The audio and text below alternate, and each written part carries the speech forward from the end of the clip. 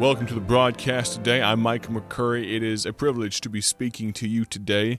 In just a moment, I'm going to read a tract story from a longtime supporter of BTI, an email we received not too long ago. Before I do that, though, I'd like to tell you about a special tract that I have with me in the studio room today called We're Grateful. You can see an American flag and the silhouette of a man saluting that flag on the front cover, along with, of course, the title, the words, We're Grateful. Here's what the front of this tract says. Hello, veteran.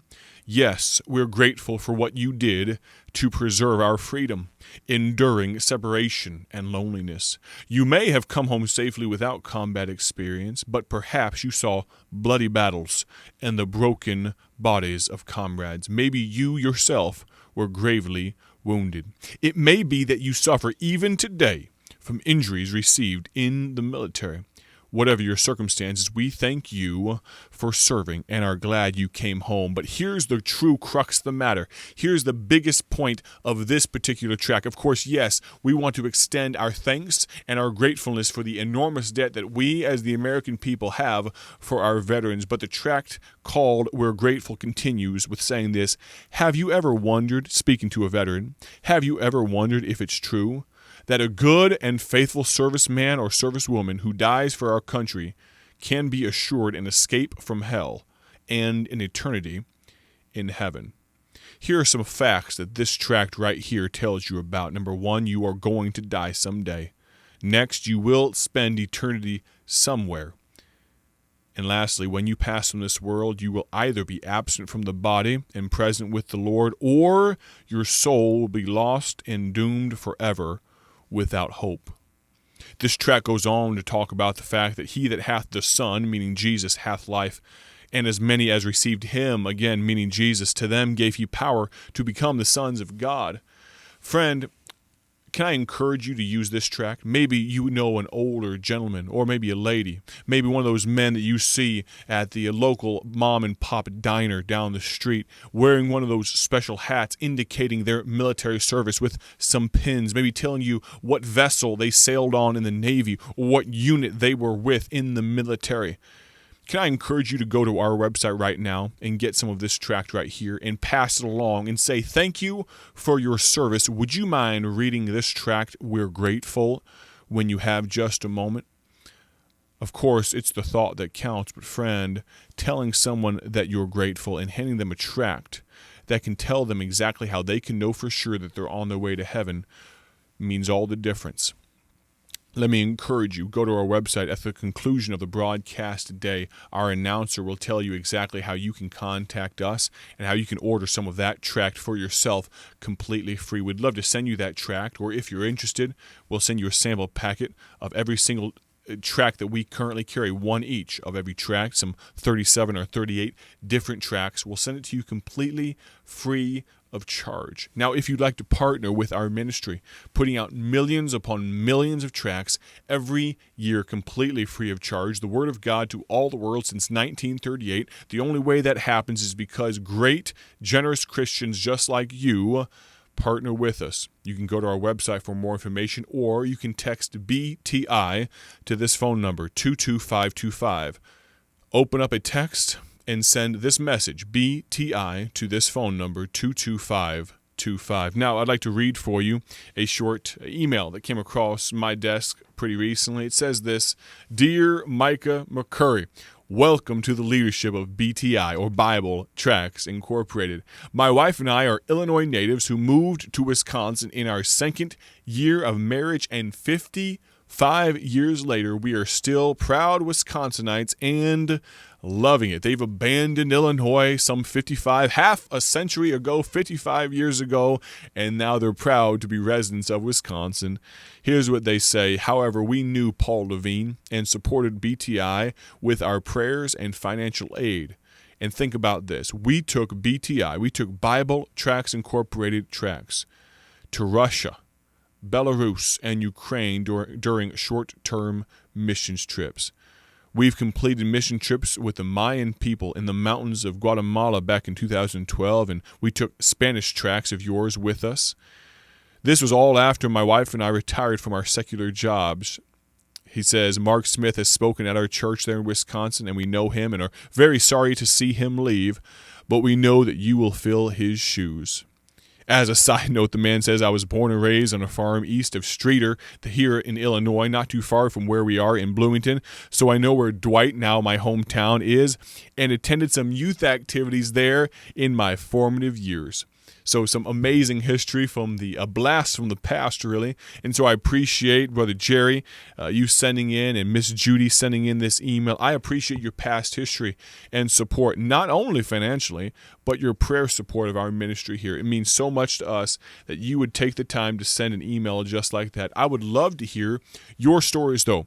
I would love to hear how you have had a history with Bible tracts, whether they be particularly our gospel tracts or another. I'd love to hear your gospel tract stories. If you do have a history with Pastor Mark Smith, the great former director of our ministry, or even Dr. Paul, the founder, Dr. Paul Levine of Bible Tracts Incorporated, I would love to hear about that from you. Send us an email, drop me a line, go to our website, BibleTractsInc.org.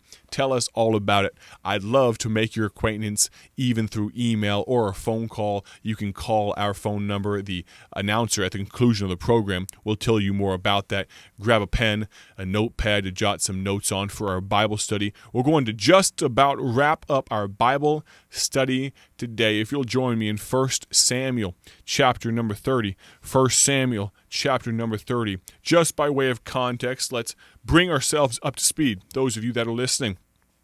1 Samuel chapter 30, verses 1 through 6, we see a sad story unfold. David and his 600 men come back from almost doing battle, and they come back to their home city at the time of Ziklag, and they find that it has been burned with fire. They come over the hill, they see the smoke billowing up, they're running over the hill to Ziklag, and all of a sudden they realize that there's no one left there. There's not an animal in sight. Their women, the children, their livestock, their possessions have all been taken spoil by the evil Amalekite people. They are beside themselves with grief, the Bible tells us. His men, David's men, these compatriots and comrades of David, even talked about stoning him because of what they perceived as bad leadership. What did David do in his great distress in 1 Samuel 30, verse number 6? In his great distress, he encouraged himself in the Lord. What a powerful testimony of what to do when you don't know what to do. Friend, with all of the uncertainty in the world and all the rumors of wars and all of the horrible news that the mainstream media would like to tell you about, friend, no matter what you do or don't know what to do, let me encourage you to first encourage yourself in the Lord. If we look down another verse or two, 1 Samuel 30 and verse number 8 or so, we then see that David then inquired of the Lord. He wasn't sure what to do. He was borne down with grief. He was absolutely overloaded with sadness, with distress. And what did he do? He encouraged himself in the Lord. Then he inquired of the Lord. Verse number 9 tells us that David then obeyed what God told him to do. He asked God's opinion, got God's mind on the situation, the matter at hand, and then he obeyed God. And he went after the Amalekites and led his men there. Even in the midst of their distress, even in the midst of their grief, they come across a young Egyptian servant boy. And what happens? They help him.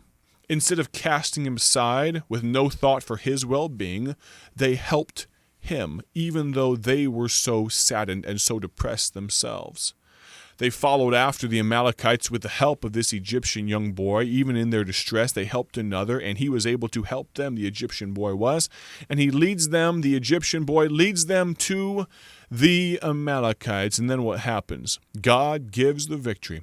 They're able to take back everything that is theirs. They're able to put the army of the Amalekites to flight. They push them back. Some 400 of the Amalekites escape, and everyone else perishes because God gives them the strength to do what needs to be done. They get back their wives. They get back their children. They get back their livestock. Everything that was so dear to them had been recovered.